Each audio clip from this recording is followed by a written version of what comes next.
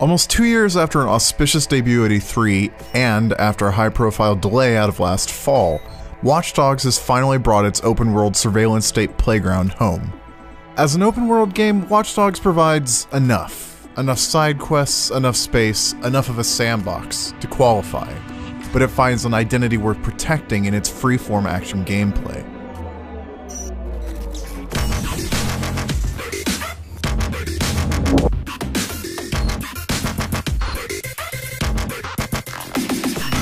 Watch Dogs stars Aiden Pierce, whose criminal activities stumble into a neo-noir conspiracy involving CTOS, a city management system with access to virtually all of Chicago and its citizens.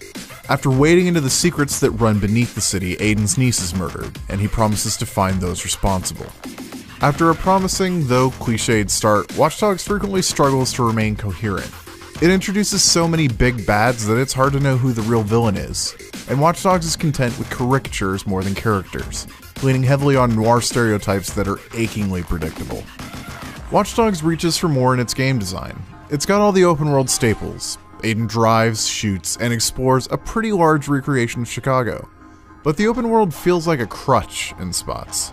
The game often shoehorns in tight demands in spaces not very well designed for them. Missions demanding precision driving are a chore, and even minor mistakes can totally screw you. In English, you're probably gonna fail a lot, without a lot of warning. Death or mission failure is Watch Dogs' chief instruction that you're doing something wrong, and it can be infuriating. Thankfully, the driving itself is fun, and contact with other drivers probably isn't gonna slow you down much. The shooting in particular also outclasses just about every other open world game out there. This is aided by focus, which slows down time around you. But Watch Dogs' real hook is the hacking. Using a tool called the Profiler, Aiden can tap into CTOS's databases. This gives him an enormous amount of versatility.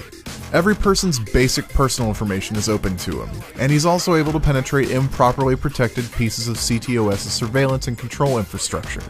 Practically speaking, Aiden can manipulate his environment.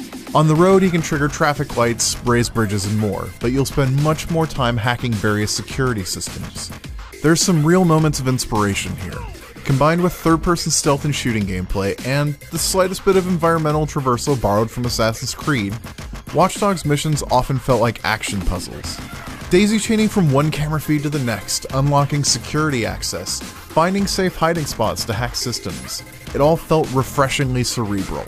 And, as you progress and level up Aiden's various skills, there's an extraordinarily rewarding sense of power and potential.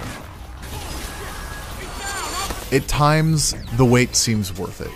Watch Dogs taps into a mechanical sophistication at odds with its open-world trappings. Its ambition gets a little tangled up in narrative struggles in all that space. But when Watch Dogs focuses, it's in a class of its own.